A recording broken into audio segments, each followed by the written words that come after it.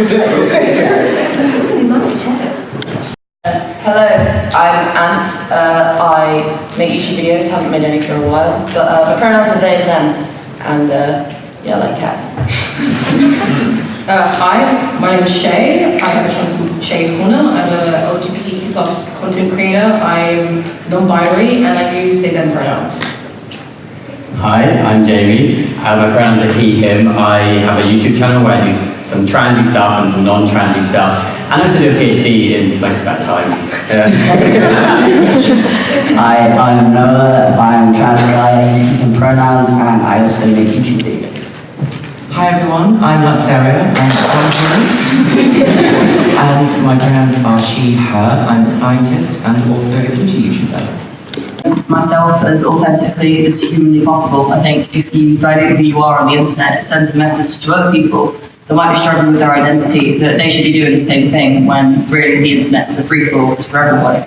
I just sort of want to portray myself as someone that's, thriving, determined, and, wanting to, occupy space in the world, and being trans is part of that. But also it's like you shouldn't have to shoulder the responsibility of representing an incredibly diverse and complex group of individuals that is our community. Like, just being yourself really, I guess, is the best way to represent being yourself. That was a better way to end that sentence. I'll shut it on. No, I think I'm the same way. Especially in my videos and like in real life, I want to be the most authentically me. I wouldn't do a portrayal or a difference of how I am in real life versus online. I think it's very important, especially as a trans person of colour, to be out there and be myself, because I don't feel like there's that much representation in media and YouTube versus like in the real world. So yeah, no, being, like you said as well, and being yourself and doing it. It's always hard going in the middle. I think there is a kind of level of feeling responsibility, not that I think anybody should be under any obligation to represent themselves in a way they don't want to. But I think because sometimes how trans people can be portrayed in the media, and if you have I want to say one bad egg out of a minority group, sometimes people can pick on that. So I guess there's a sense of responsibility to put out a positive message, but I think just reiterating that be yourself at the end of the day. I kind of agree with Jamie. I feel like we shouldn't have a responsibility to do anything because it's our choice to put videos out there, but I feel like I do want to kind of make sure that we're being portrayed in a good way. I know that there's obviously a lot of bad press for trans people, and as a trans person, it's kind of annoying to see that. So it's not like I feel a responsibility, it's more just like, I don't want people to see us like that. I kind of agree with you all, but I would actually say that I do kind of feel like a responsible person for the content that I put on the internet. I want people to feel like that they can approach me, they can talk to me, I'm nice. I don't want people to have a preconceived notion of what a trans person is. I want to live my life visibly. In a way, being visible in itself is a form of activism. If you go about doing your normal life online, then people should feel involved and want to come and see you and speak to you, and I feel like there is a responsibility there to make sure that it's warm and welcoming, rather than just like, no, this is exactly how it should be and that's it. So leading on from that, how do you feel the way you portray yourself online is different from the way the media portrays us? Well, it depends what kind of media, to be honest, because... Mainstream media specifically. Okay, great. Yeah, the mainstream media is not kind to trans people at all. If nobody knew that, it's not kind to trans people. I would say that it's hard because if there are people that read mainstream media publications and who genuinely believe all of the transphobia that you see in mainstream media, it's like, do I want to waste my time trying to convince people of my humanity? Absolutely not. Should I try and bother? No. However, as trans people, we deserve to be heard and seen in important discussions and issues that affect everyone on an international and national level, like things like the EU referendum, things like political elections. We deserve to be heard. And it's sort of a catch-22 because you want to be involved in these discussions, but is it your responsibility to convince people that you're worthy of being heard? And, it's a really difficult one to battle with personally. I don't think I have an answer for it, to be honest. Sorry. As I said, I feel like you explained it quite well. No, it wasn't exactly an answer, just saying. I think definitely mainstream media portrays us in a very negative light.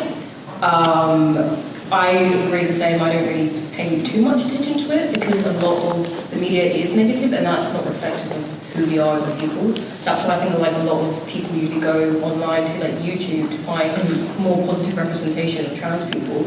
Because if you look in the news and media and articles, they're all negative or talking about trans kids in a negative light or anything like that. And finding people online is definitely a better way to do that. I think a majority of mainstream media about trans people is very sensationalized and and it can be very transphobic, and it's all this kind of stuff about like, oh, a man who used to be a woman has a baby, and it's all that stuff is trying to just get reads and clicks. And I think on YouTube and online, people are kind of in a little trans safety bubble a lot of the time, and mainstream media can kind of break that bubble. But whilst I think a lot of the time it's really shit, like how trans people are portrayed in mainstream media, I think it's important to break the bubble sometimes and get new people in to learn things, but there's definitely a lot of improvement to be made. Yeah, no, I agree with Jamie. I feel like a lot of trans awareness in the media is more just exaggerated. So if it's good, it's really good, or if it's bad, it's really bad. Like everybody knows of the man trans woman, and that's become a meme right now. And I feel like it's important, if you're going to be a trans creator online, to just portray yourself authentically and just show people that yes, you're trans, but you're not just trans. You're a person just like everybody else. Because I feel like the media kind of makes us out to be like others, like we're not actual people. But Yeah, for sure. Yeah. So the problem that I've had with mainstream media myself is that I had an article written about me in like a popular mainstream media paper. I'm not going to give them the time of day. But the problem with mainstream media is there's always a narrative. There's something to be sold. And if anyone's going to sell the product that is me, I want to be able to sell that product. I don't want someone to come in and say, well, that's not good enough. We need to use inflammatory language in order to get your point across. Because that takes the control away from me. I don't like that. So mainstream media needs to get its act together. I think it's come a long way, but it's still got a long way to go. So with trans people becoming more visible in wider society, do you think that visibility has led to YouTube being a more positive or a more negative space for us? Okay. Okay. I think that YouTube's relationship with the LGBT community isn't really a matter of visibility. It's economic discrimination because LGBT content can't make money. But when it comes to the trans community, I don't know. I feel like I guess my answer would be that I haven't really been on YouTube in a while, but I have been looking at other avenues, searching for friendly content. And I would say that Instagram is pretty good because not only do you have like those options for little highlights, so it's a lot easier to include other people in your discussion, but it also means that you can have like Instagram lives and you can have, little like highlights and conversations where you can really see what people do want to know. What are trans kids feeling? What are the questions that they wish that they had the answers to that we didn't have the answers to? And I don't know, I guess it just feels slightly more interactive. Whereas I feel like with YouTube, there's a bit more pressure for me personally to have everything figured out about my identity before I present it in content, And that is not where I'm at yet. Like, I've been out as non-binary for about 4 years privately, but I only very, very recently came out publicly to the internet. So I guess I don't think that YouTube would be good for me yet. However, I think that if I did a little more, if I felt a little bit better, I'd be able to do it. But that's just a personal thing. I don't feel like I can comment completely on the state of YouTube for the trans community as a whole. YouTube as well. I only started YouTube very recently, so I don't think I can fully comment on YouTube. Well, I mean, I think what you said as well, Instagram is probably a bit better in YouTube in that sense because there's so many diverse creators that you can see and you can either pick out. I know lately I've been trying to find more trans people of colour to look at because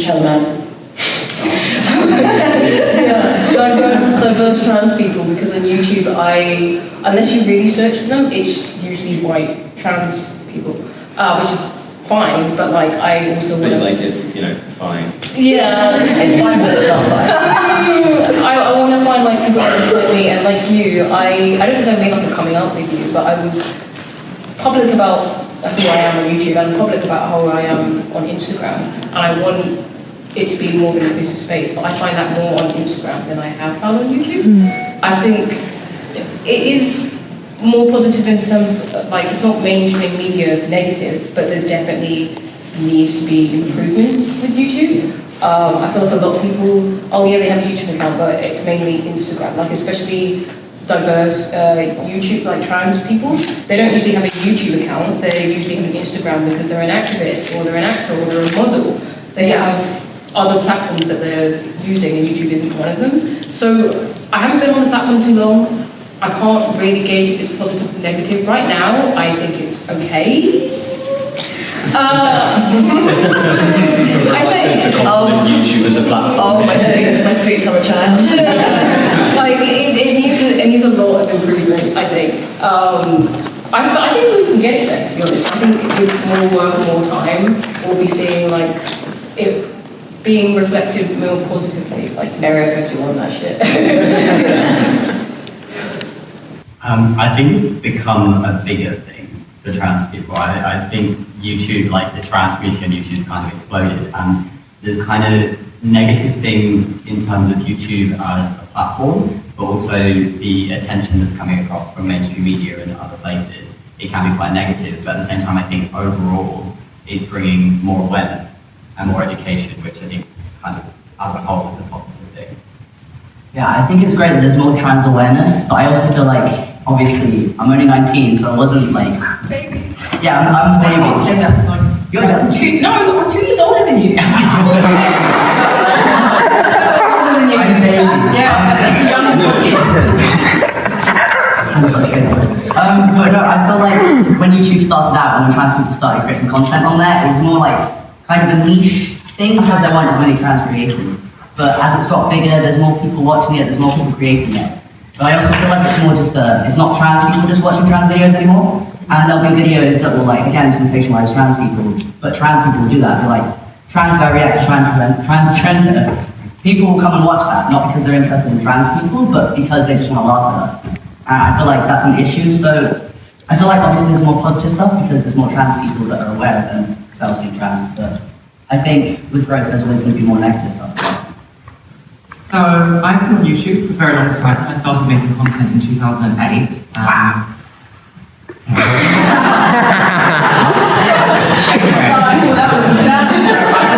Community channels, and I really enjoyed it at the beginning. I thought it was like something new, something different. When you used to say like, oh, I'm a YouTuber, people were like, no, what? You can't make money doing that. And I was doing very well for a long time. I don't think that YouTube holds much of my future because, as Ant said, economic discrimination. I think it's getting harder and harder and harder to monetize your content, so you can't be as creative or do as many things as you would like to do. And it sort of forces you into this niche of making 1 or 2 very specific types of videos, and that sort of constant content creating, needing to fit niche is like, not, it exists, it's just not it. I've made some excellent friends through YouTube, though, like my friend Rolly in the audience. I've like knowing people for like 10 years and then meeting them face to face. I would never have had that experience without YouTube. So although it's like constantly changing, I like to think that from like a personal experience, even if you just find one creator that you like, make sure you support them. Right, going in with the deep question. Oh, I know. You know what's coming. So, personally, I will hold my hand up and admit I had an extremely hard time finding trans people of colour in the UK on YouTube's platform. So, my question is, do you think there's a tendency to focus more on white trans experience in the UK? And if so, how can we remedy this?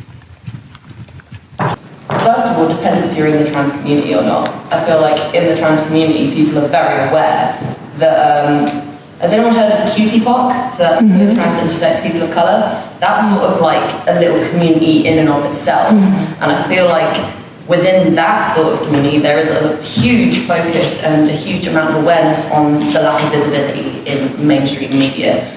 But also, again, it's like, when we're coming coming down to YouTube, like everybody talks about like why is YouTube so white, right? Everybody talks about that. And it's mainly because, you know, being white often comes with socioeconomic privilege, means you have more money, means you have easier access to things like free time, editing software, a laptop, internet access, like those basic things.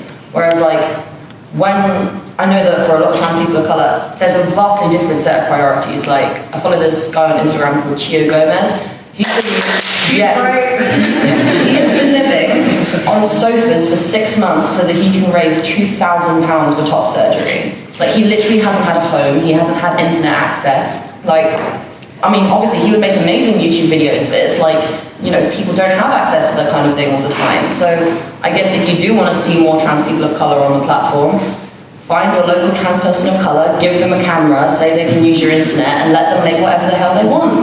Because, you know, you need to give people material resources in order to make what they feel free to make. Like, people are in difficult situations. Like, it's not as easy as like, oh, we need some more like token diversity people on this panel. Like, no, you have to really go out and find them, and you have to know where to look as well. And you have to prioritize doing that searching as well. See, that was the thing that I found, is just not knowing where to look. And struggling to find those people who did know where to look. Yeah, it's an interesting one, because there's this huge thing about safe space policy as well. Because it's like, for example, I know in London, like I live in London, there are a lot of club nights that are explicitly for trans women of colour, trans people of colour, and those spaces are highly, highly protected, because it is so dangerous letting people into a space you don't know if they're going to treat you with respect or not. Like, even like gay clubbing in London, it is so dangerous sometimes. Like, I've been and you end up being like harassed and stuff. So if you simply, do you know what, actually, maybe after this, like on my Instagram, I can like shout out a load of queer creators. Would anyone like that? Everyone's okay with that? Yeah, no, I'll see if I can do that. My @ is @Analogies on Instagram, plug. But yeah, I'll list like a whole bunch of like queer and trans people of colour. I think that'd be really great if everyone could just do that and shout out their content as well. Because the people that can make it, like you probably like you got lucky, or like things are going well for them, and it's like, support each other. Sorry, that was the end of that. I'm done. Sorry. No, I was saying I took up loads of time. This is your time. Exactly. My time. The most important moment of this panel. And take all the time. 100%. Okay, I'll make that list. Yeah, no, I loved every single word you said. I fully agree with every single word you said. I feel like I'm in a privileged position because, like I said, I had the resources. I have, like, you know, a good computer. I have a camera. I have. Oh yeah, like intersectionality, like trans person of colour, but also super middle class. Yeah, exactly. So I feel like I had privilege in that sense, because, like you said, not everyone has access. What was the question? I mean, I remember the question, but it's okay.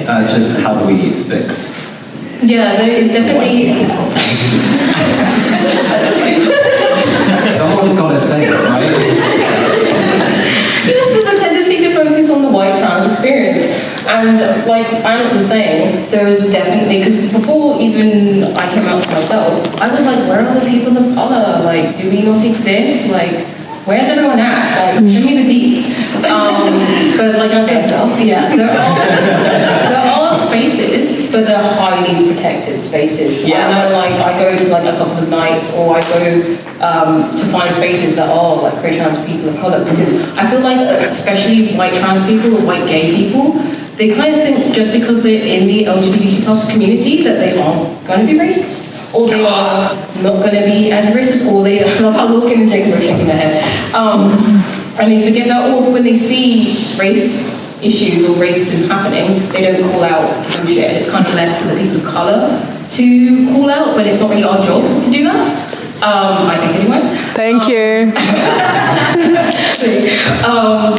And I think that's a problem in itself also, but also people of colour sometimes find navigating the space they do. Every time I go to an event and it's a trans space, all of the people of colour like group together. I'm not sure if it's unconsciously, consciously, we just group together. It is a thing everywhere I go. And it's not like, oh, we don't feel like welcome, but just feel so much safer because you don't know necessarily the white people around you. Yes, we're together, yes, we're trans, yes, we're queer, whatever, but I feel like race and class as well, comes first, and that's what people see, and we still have that, like, step back. I mean, I'm black and queer, and sometimes when I'm going into a black space, I don't feel like, oh, can I talk about my queerness? Can I talk about my transness? Same when I go into a trans space, I'm like, oh, am I okay to bring like my blackness as well? Because some spaces, a lot of people of colour feel like they can't be like their whole selves, so they have to tone it down a bit, which I don't think is great.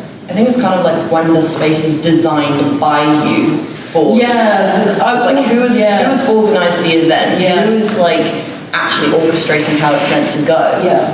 Because that kind of autonomy, it makes you feel safe. Because it's like, okay, someone like me did this, like they're probably not going to screw me over. Like it's not really in their interests to do that. Like the best events I've been to have been for queer people of colour, by queer people of colour. Like I'm going on like a LGBTQ plus like people of colour retreat. That's a retreat? Yeah. Shout out Camp Kiki. They are for over 18 queer trans people of colour. There's another retreat as well in like November, December time. But like I always like seek out those spaces because I've been in trans spaces and like stuff has gone down, you know? Like, I think it was like 50 trans people and only 3 of us are people of colour and immediately we're alienated. And people don't mean to do that on purpose. Oh yeah, like none of this racism is ever malicious. Yeah. Like, but it's still like, we need to try harder, do better. of course, yeah, but also like, I feel like, I don't know, like I don't want to be like every single white person in the audience, like it's racist, but like, you know, like, society is inherently racist. It's not like the fact like everybody's going black trans people not allowed because no one like ever like overtly thinks that. I mean, if they are, like, assume they wouldn't be here. But like no one really thinks that. But it's like Jake said, you know, like we have to make more effort, or we don't. Yeah, exactly. Raise up us. Put your feet up, have a coffee, and you know we'll take care of you. Hype us up. Give us like a platform so we can speak. Just worship me. Make me a shrine. Okay, stop. Yeah. Sorry, guys. Yeah, I mean, because I'm like, there's other people in the panel. Yeah, there's other people. No, I mean, that was fantastic. Like, I think there is a real issue of whiteness in the trans community and in spaces like YouTube. And I mean, I think all I can say, being a white person, is there's a need to. Being in an interracial couple, I've seen through making videos with my partner, there is a huge want and a need for more people of colour on the platform and that representation because it's a very important thing to have and it's something that is severely lacking at the minute. Yeah, no, obviously, I think what you guys said was great, and I feel like we just need to make more of an effort, and I admit I probably haven't made as much an effort as I should have done. It's definitely not you guys' responsibility to be loud, because I mean, we can still be loud. You can be loud, but you shouldn't feel like you have to. Yeah, I feel like as white trans people, we have privilege. Like, we're white, there's privilege there, yeah, we're trans, but we still have privilege. And yeah, I just feel like it is our responsibility, like, to promote people, like, trans people. Also, like, don't promote people you don't like just because they're no, like that. It's so transparent. Like a cling film, mate. Literally, like it's so obvious when people don't like someone's content and they're just doing it for clout and points. It's like promote someone you actually like, someone whose content makes you go like, oh, that's sick. Like Chellaman, mate. I can't stop promoting like Chellaman, American Benoit. Like literally, the content is good. The content is good. Sorry, I'll stop. No, you can keep going on. I mean, Absolutely can. I mean, as a Caucasian person, I don't really feel like I have like the right to say anything at this point because it's this. I like to live my life by the phrase like "be the change you want to see in the world." So if you have a creator that you really want to support, then absolutely make sure you support them. That's all I really think. Before we move on from this. And where I just remembered you said the word Caucasian, and I remembered that before we actually managed to find you two, in my head I was calling this panel Caucasian invasion. I wanted that to be out there in the universe. I need everyone to know it sits in my brain like a plague. There you go. That's fantastic. So, moving on, we are no strangers to hate comments. I want to take it a bit lighter. Is there one that sticks out in your head as the most funny or ridiculous? Well, my answer's really boring. I don't listen to hate comments, I don't read them, I block them, I delete them, I don't allow people that don't follow me to make comments on my Instagram because why would I give my energy to bigots? Yeah.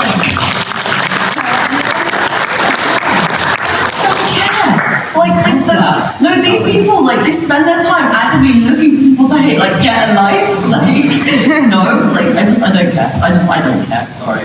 Not sorry. Yeah, it's valid. I am in the lucky position right now that I've only just like started recently, so I haven't got hate yet. I expect, I'm a trans person of colour, I expect them to come. Exactly. I have my shield on, I have my sports, but the same thing, I don't think I'd give it any energy. Why would you like let those people dictate or affect your mental health or physical health? I wouldn't deal with it. There better be some funny ones though. we don't have anything to go on. I mean, this is a case of only one. Like, I think one of the ones that stands out for me is somebody spent their time and their energy writing this huge paragraph telling me about how I will always be a man, no matter what I do. No matter how many surgeries or how many hormones I pump into my body, I will always be a man, because that's how I was born. Oh my God. A trans woman.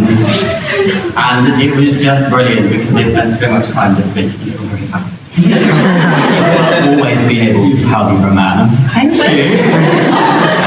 Just Bible passages.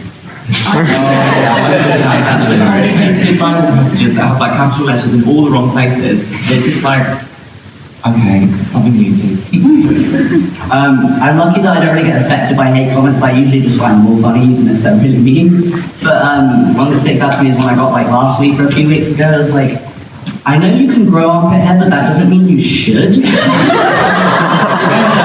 I was like, I don't grow armpit hair because it helps my dysphoria. I'm just lazy, but it's just really nice to see because there are people in the comments being like, it helps him feel valid, like it alleviates his dysphoria. And I'm like, well, no, I just can't be asked to shave it. But yeah, usually I don't find the trans hate comments that funny because it's just what you've heard over and over and over again. You'll never be a man, you'll never be a woman, blah, blah, blah, whatever. You'll mutilate your body. Yeah, but my nipples look great, so it's not really... Yeah, honestly, I find it fun. I do want to say something though. On YouTube, they have a great like automatic comment moderator that you can set up yourself, so you can filter out all the trash words that you don't want to have. Unfortunately, sometimes the Bible messages get through. But I've literally got so many things blocked. I've got my school name blocked, I've got my birth name blocked, so even if you knew it, you couldn't comment it. you have no power here. Yeah, literally. Like that whole question was pretty much just inspired by the way Noah replies very quickly on Twitter. Like you're just so sassy that that's it, the jokes, the memes. They are funny. The comments themselves are funny. I could post them without a caption, it'll probably be funnier. Yeah. Trying to say comments without context. Yeah. It's the newest YouTube book. There's a Twitter account called Hot Sis Takes. You should literally. That's so good. That's so good. Okay. Okay, so does it bother you to always be seen as a trans person first? And are there other things you'd rather be recognised for? And please feel free to give details and plug your own personal details. Personally, it bothers me. I'm not seen as trans enough, to be honest. I get misgendered a lot. So basically, obviously, came out privately as trans to all of my close friends and loved ones like 4 years ago. And so to those people, when I came out publicly, it was just like, okay, you've had a haircut and you're wearing a button now, great, big deal. But when I came out publicly, it was kind of like, I don't know, I was really actually quite comforted by the fact that most people just seem to see me as a person instead of like a gender freak, because I was really paranoid about that. So yeah, I'm very lucky and thankful to have people in my life, my friends, who see me as a person, and that's great. But yeah, sometimes I genuinely do not want to have anything to do with the gender binary, like at all. And when people often like misgender me or treat me as femme or as a woman, it gets very old very quickly. So if anything, what would people rather see me for? I would be like, just see me as a human being. Like if you're like, what So I used to work in a coffee shop, right? By a very popular coffee brand, who we will not name at this panel. But I used to work in a coffee shop. No, no, it's not. But I used to work in a coffee shop, and I used to get questions all the time. Oddly enough, not about gender, but a lot about my ethnicity, right? And I know that I'm not a very easy person to decode ethnically, right? I'm like what we call ethnically ambiguous. But 17 times a day, not even joking, 17 times a day I get, where are you from? Where are you from? Where are you from? Why are you here? You're not English. Like, and I'm like, bro, I'm just making you a flat white. I'm making you a coffee, not giving you a genealogy test. Like, get Rex, like, leave. And I don't know, like, so when it comes to like being seen as a trans person first, I personally have a bigger struggle with being seen as a not white person first. Like, that's my big thing. But yeah, just treat trans people as people. It's just the same. I don't really see myself as a trans person first. I know even when I was printing out like my first video, friends were like, oh, okay, so you're just putting out trans stuff now? And I'm like, well, no, I want it to be like LGBTQ plus content and encompassing loads of people and loads of different diverse people. And even in my identity, I kind of see myself as a black person first. I know like some communities, when your identities intersect, they always want you to choose something first. So it's like you're queer first, or you're black first, or you're trans first. Why can't you just be a human? I'm just a person, but thanks, okay. I don't think I'm necessarily a trans person first. I would want people to see me more than just that.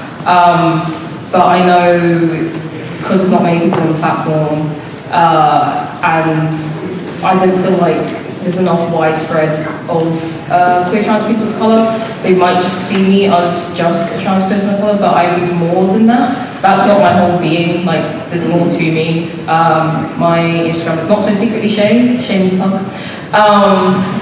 But I definitely want to be doing more, so that's just not, people just don't think that's my whole being, because everyone has more stuff that they are doing. Yeah. I think when it comes to like being online and being seen as a trans person first, it didn't used to bother me that much. And I was kind of like, oh, it's kind of my own fault because I started my channel and I was online as a trans person. But then kind of in the last few years, I was like, I want to branch out. I want people to see me as more than just the trans guy. And so I started making other content. And I still get like comments from people being like, oh, your whole life is about being trans because I make one video a week about trans topics. And it's that kind of assumption that bothers me more, just that people think that offline my whole life is about being trans, when really it's a very, very tiny part. And I think that's an important thing to get across, that like, I don't think about being trans every minute of every day. Actually now I kind of rarely think about it and I forget, so does my partner, and it's very weird to then go online to see people be like, oh, you got to be trans, like the whole thing about you is just the fact you're trans. So it bothers me in some respect, but then at the same time, like, I make trans content, so I kind of expect it as well. I could talk about this for years, because it really bothers me. I started out my YouTube channel as like a cover account where I just post singing videos, and now like my top 5 videos are all singing videos, but people that come to my channel and see trans content will think, oh, he's that trans guy. Oh, he only makes trans content. But no, that's not true. And even if you make like one trans video, if you make one ace video, if you make one like gay video, people will label you just as that because they see that as abnormal, which sucks, but I guess that's just how it is. I'd rather be known for just being myself and making music and stuff like that. I don't feel like being trans is such a big part of me. I guess it was, I do have myself to blame obviously for putting that stuff out there, and last year was like a big trans year for me because I started testosterone, had surgery earlier this year, and I did document that, but I feel like, yeah, it is an issue that people are only seen as trans, or they're only seen as black, or they're only seen as like this one little label that just doesn't define them. It's annoying, but I mean, you don't want to be around those people. You'll find people that won't just see you as that. I think I can kind of echo everything here. Like, I'm many things before I am trans. I'm a scientist, first and foremost, and I'm going into a corporate world. So I kind of have to, in a sense, understand the sort of not being an activist, not being so visible, and kind of living a bit stealth. I sort of hate that word. Because if someone was to ask me, I wouldn't hide. I wouldn't be like, oh no, that's not me, no, it's not my YouTube, no, I'm just here for a job interview or whatever. Like, it's difficult. It is really, really difficult, but being seen trans first isn't something that happens to me all of the time. I just happen to make trans content, but I also am first and foremost a scientist. I'm also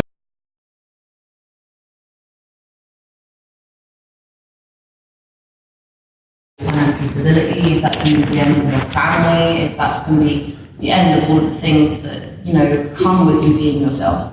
And so I would say, if you are in a safe position to have those discussions and have that gentle education that we've discussed, then have it.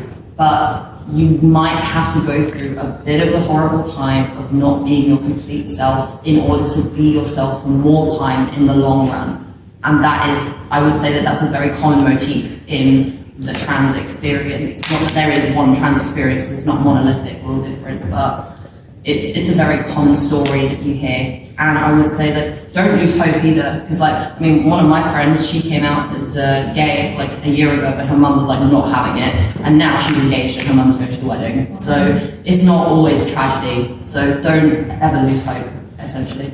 And sometimes people just surprise you as well. Like, you have an idea about someone and they just completely surprise you with their opinions. Yeah, I was going to say education is key, but don't feel like you have to be the educator. I think what's really important for me, because my parents are not supportive, don't come out until you're ready, don't let anyone else force you to come out. And most importantly, if you can't be yourself or the people around you can't get it, find your community. That is like a lifesaver, because if you find those people like you, they're going to understand, they're going to use your correct pronouns, they're going to be, supportive of you. So at least if you can't be yourself around certain people, you can at least go and find other people that are going to be supportive. Yeah, find your chosen family. That's a big thing. One thing I heard recently, I think it was Noahfinnce, said that it is you have your biological family and your logical family, and just the way of saying that is beautiful. So I think that the people in this room are biological family.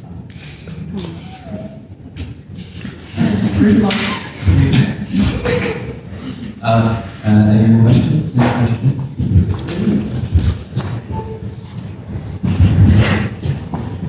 Okay, so hello. Obviously, it's a lot harder to express yourself like in a more feminine way if you're a trans guy and things like that. But we want trans people to be able to do the same things as cis people. So what do you think of things like trans guys doing drag?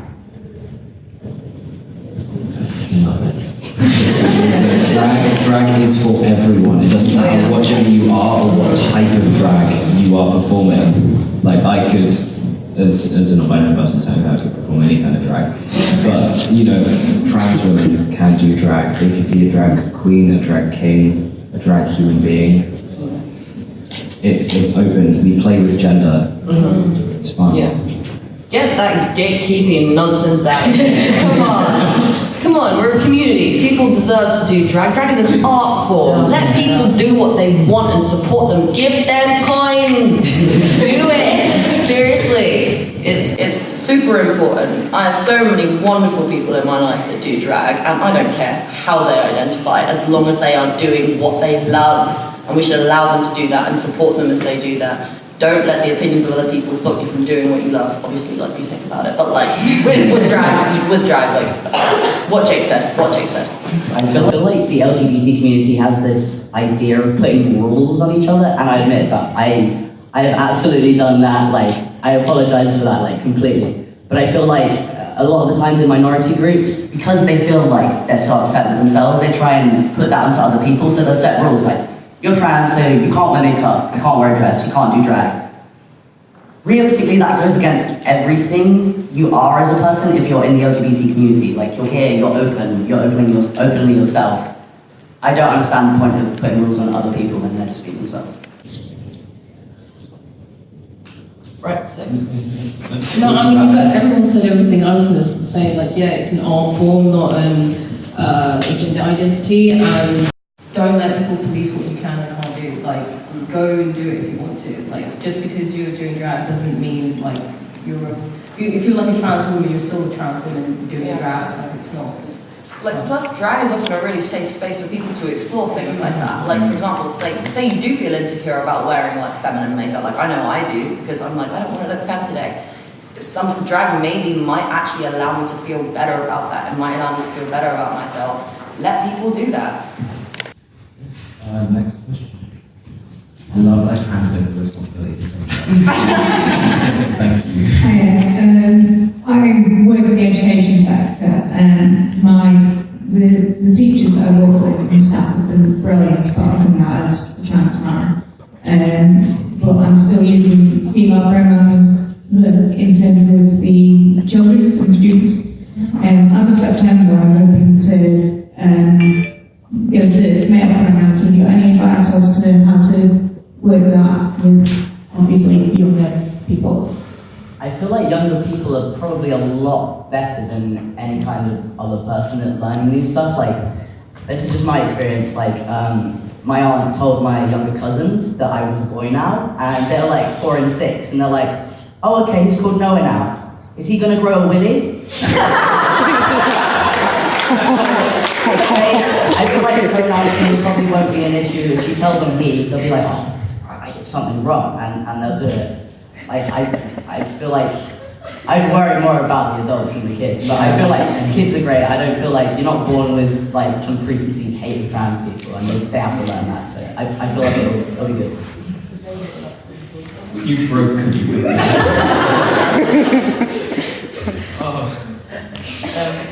Yeah, young people, they've got that neuroelasticity, bro. They'll be fine. They'll be fine.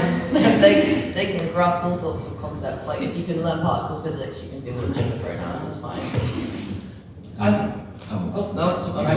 around and make sure that you're happy. That's the most important thing at the end of the day. I think more of the issue would probably be the adults, because like everyone said, kids are usually a lot better. I think adults are the ones you're going to be wearing out. Find someone that you know is going to be like LGBT plus friendly, that's fine with that, and you can like wease your way in. Like, you have like one ally that try and get them all together and like introduce like, oh, this is how I am now, I'm using these pronouns. It might be a relief. That's what I do. Because people using they them pronouns, they have all that rubbish of it's not grammatical correct. It's a singular pronoun, I swear to God. And it's so hard to use. It's, oh, I'm sorry, like I can't change. I've known you for so long. Like, that's so hard. But like, if you find like one person that says it a lot or kind of introduces it, then I think everyone naturally will just follow. Yeah, I had to work with people who didn't speak English as their first language, and they understood they pronouns better than English people. Guaranteed, like literally. I had a thought, I had a point. Okay, yeah, I also came out to these people, and they were extremely accepting as well. So, sort of like Shay said, like, also go at your own pace, get someone in your corner, like, trust me, wishing you the best of luck. I hope that it goes really well, like, congratulations. Okay, we have time for one more question. Does anybody who has any sort of semblance of authority and, like, you know, big top energy want to make a decision? I'm going out there. There's one over there. Someone decide for me, please. So, because it's so complicated with, like, obviously children are better with it and stuff, but, like, more on the adults and, like, teenager side, because things are so complicated with how, like, what you should wear if you're a guy, what you should wear if you're a girl, whatever. What do you have any, like, metaphors, or, like, what's your proven way to, like, explain it to someone? Like, if you could say one thing that would explain it, what would you do? What, like analogies? Yeah. Oh, this is cool. That's a fantastic question. That's a very nice idea. I have to do the arty ones, like, okay, the way I explained it was, like, before I came out publicly, it was like wearing a pair of shoes that were really, really nice, but they hurt my feet. And then after I came out, it was like wearing the most comfortable shoes you've ever worn in your life, but everybody gives you weird looks for them. That's the only way I can describe it. No, seriously, because you feel better. Other people might not like it, but like at the end of the day, are you going to wear an uncomfortable shoe? Absolutely not. Like, sorry, that's my one. I mean, I do it, but like for fashion. Yeah, for sure. I suffer for fashion. I mean, I used to Why is that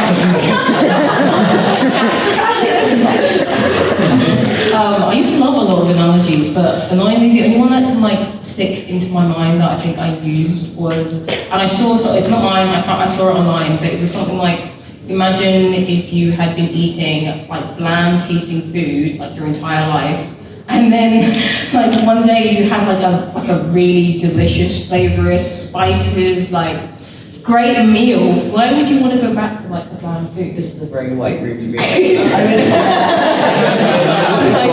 what is a spice? Salt and pepper do not count as It's like seasoning. But yeah, that's how I would explain it.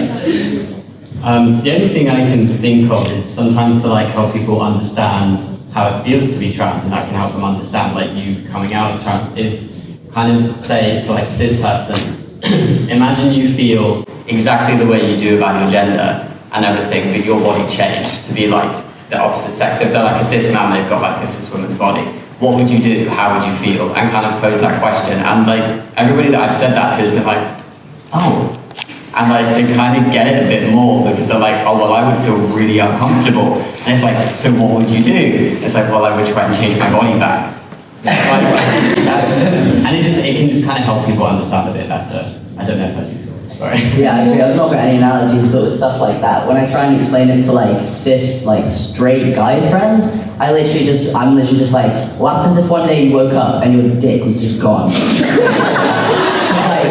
yeah, literally, I was like, how would you feel? And they're like, shit. And it's literally that easy. Like, it's hard to explain if someone's going to question you, but all you have to say is just like, yeah, that's just how it is, isn't it? I have an analogy that I live my entire life by, and that's crap makes flowers grow. So struggling, it'll be better eventually, I promise. No, I wasn't gonna say anything. I thought I was gonna say something. Cool. Right, so I want to wrap up this panel with a moment of positivity, because I think it's very, very important to do that. So I'm going to go down the line, and I want everyone to give themselves a compliment. One. You go in there and do that. Self-compliment. This is going to be one about yourself in general and one about your physical self. We should not focus. Oh my god. I'm gonna need time to think about this. I've had therapy for like 3 months. Welcome back. Okay. I am a very caring and compassionate person. And my new haircut looks sick. It's stunning.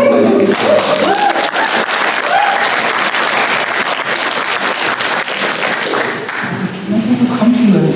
It's hard because I feel like I really struggle like when people give me compliments. I'm like, okay, sure. Sounds okay. I would say, I think, yeah, kind, caring. I would like to say I'm funny. Yes. And yeah, supportive. And I really like my camera inside out. I think you're going to do it. Yeah, no, they are fresh. They get there. Okay. I used to like you too. I would say I can be quite selfless, and also I really like my hair, even though it's receding. I'll forgive you. You can't tell, it's fine. Yeah, thank you. I feel like I've made like a big effort to become a better person recently. I think it's like come across in I think I'm trying to do a good job. I do really well. They've been clicking the whole time. I can't click, and I really want to. It's like I can't do it. But it's like, you know, like get that. No, not like a clapping. It's like when you. It's when your fingers click together. They make noise. Yeah, they can do it. Yeah, compliment myself. I feel like I've made an effort to become a better person, and I think it's showing.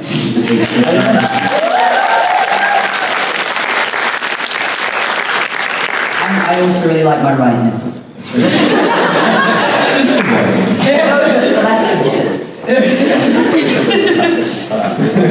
So one thing I really like about myself is my height. I really like the height that I exist in this world because it's difficult to like something like that about yourself that you can't really change.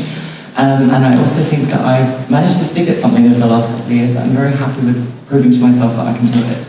But yeah.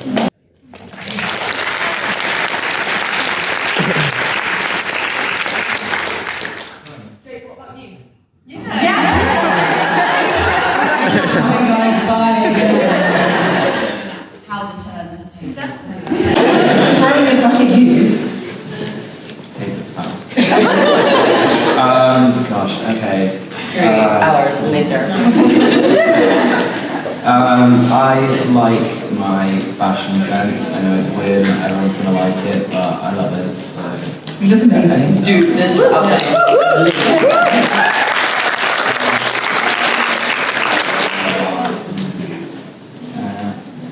I like my eyelashes. It sounds weird, but really do. They're very good. You're also a great person. Yeah. Where? No, genuinely, like, we literally met in person for the first time last night at the Novotel. Yeah, no, and it was like, it was just like such a wholesome experience. Like, you're very approachable, and you're very good at making people feel like they're worthy of talking to you. So it's a good time. It's a good person to run the panel. Would you agree? Woo!